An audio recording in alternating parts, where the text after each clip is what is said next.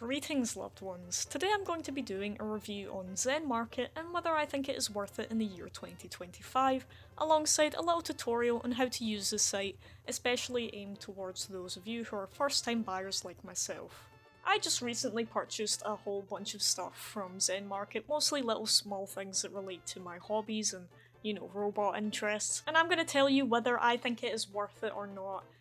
But before I get into things, disclaimer, this is not sponsored, nor have I used any other proxy websites. I just wanted to find out about Zenmarket, and when I searched things up I couldn't really find any videos recently, so I'm making one instead for other people. So let's just get into things, and this is the front page of Zenmarket. This is what you're going to see once you've made an account. And as you can see down the bottom there, they do have this tutorial and step-by-step processes on how the site works and how it operates as a proxy service. Now, you got all these options here you can choose from. I'm sure you're already aware of it. I love Mercari the most, I think it's the greatest, and that's where I find the majority of my rare things. I have searched up Bellabot, the poodoo robot cat, also known as Kerfus or Kerfur. And once you've found the item that you're interested in buying or just want to browse, this is the listing, this is what it will look like. It will show you your native currency, and it's quite like eBay in that way. You go down to the bottom and there's a description. Every product's description will be different, and sometimes you'll get a pop-up saying this seller isn't that experienced and all these other little helpful things. But once you want to buy this item, you're going to add it to your cart first of all. As you can see, a little green pop-up comes up the top there. You can also add it to your wish list, which is a separate list. But once you're ready to make the payment or look at it in more detail, you go to this My Account here. And that will come up obviously once you've made an account. Now this section up the top here in the more yellow tan ribbon is the things you've added to your basket. The thing below it I'll get to later. As you can see here, it has a button that says Pay, and that will show it in Japanese yen, which you'll probably already convert. However, as you can see up here, you have a balance as well that's also in yen. And to add to this, you must click the button that says Add Funds before you go ahead and make any payments. You need to add funds before you make the payment. You can't just pay then and there. It has to be a two-step process. And you can do this through, your typical banking cards or through PayPal. Those are the ones that I personally recommend and that I've used. I get some people don't like that. I personally don't like the setup. But I've never had an issue with it, and I've paid multiple times for many items, of which I will show later. Here at the lower section that says Paid Items, these are the items that you have bought, and it will have a link to the item that you've bought alongside some other key information like how many days it's been stored for, how much it's probably going to weigh, or how much it has been weighed for, and so on and so forth. And to create a parcel for this, you're going to go down the side to the blue ribbon and it says Parcels. You're going to click on that. This will come up with all the items you have available. Right now I have one item available to ship, and once you click that, down below it has a section where you can actually input the details to ship that to your address. And then you go and, like before, you add the funds to make the payment for the shipping separately. Please be aware some of the items you're looking for may only be found when using Japanese characters in the search engine. That's how I found all these little Zaku toys, some rare stuff that I've never seen before, like this figure. This is an alt, or a secret rare figure from a box of figures I commonly see for sale. I had no idea this existed, and there's wonderful things that you can find on Zenmarket. Second thing you need to be aware of, though, is the fees. Zenmarket charges a 500 yen flat rate fee for any item that they process as a proxy service. That's roughly £2.50 for me. Whatever that is in dollars, $3.20 at the moment, I'm not too sure. Once the items are ready to ship, you will be notified of any issues or when this has been dispatched, and your country's courier service will take it from there.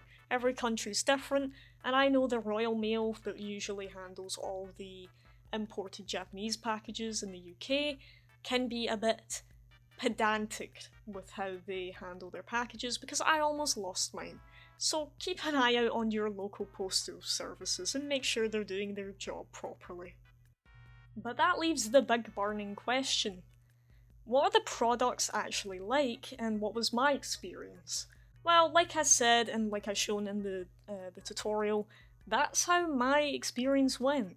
I wishlisted a bunch of items and I paid for them, and I was surprised at how cheap they were. in comparison to the extortionate prices they get resold for over here in the UK.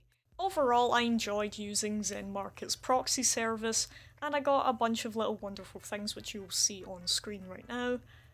Unfortunately, there were a few things that I would consider cons to the whole process, and let me just get into them now.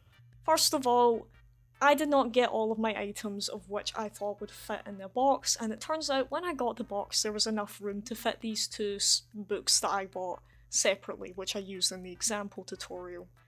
Now that's pissed me off a little bit because these books cost me about £3 to buy, and it's going to cost me £20 to £30 to get them shipped back over here.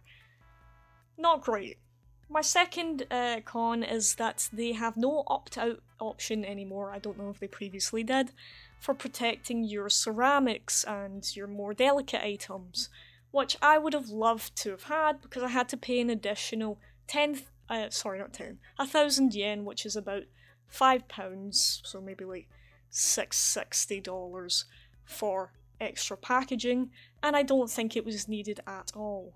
I'm not saying it was bad, but it was just very hefty and inconvenient. But that's my only cons with Zenmarket. I'm showing off the items that I have right now, and I'm happy with what I've gotten.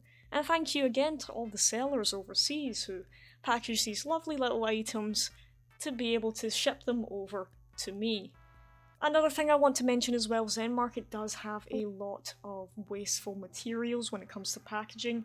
All of my items, all the little gachapon toys, came within bags and bags and bags, which you can reuse them, absolutely, if you collect figures or do art. They're really good storage, but I don't need a bunch of druggy bags. I really don't. I think, again, it's wasteful and it's excessive packaging. But you might not care about that as much as I do. If you're into sustainability, it might be something to consider. Like I said, I love what I've gotten. Especially this here, which I'm not making a video of because it is packed away nice and neatly. It is rare, exclusive Pacific Rim promo cards that were given out to attendees to Japanese theatres, I believe, during the premiere of the film. So these are quite old, and they are in stunning condition, as to be expected. I've just got them sealed back up in their bubble wrap, and they will be going on display alongside some of my robot movie props somewhere down the line. This concludes my review of Zenmarket in 2025. I think in this year it is still worth it and still has a lot of the charm and appeal that it did in previous years. However, I am aware that some countries have restrictions in place that are impacting exports from Japan to their country and to them. You know, this video might not be as helpful, but I know for the UK you get some killer deals. So if you're in the UK, or somewhere else in Europe, have a good look. There might be something on there you never know you wanted.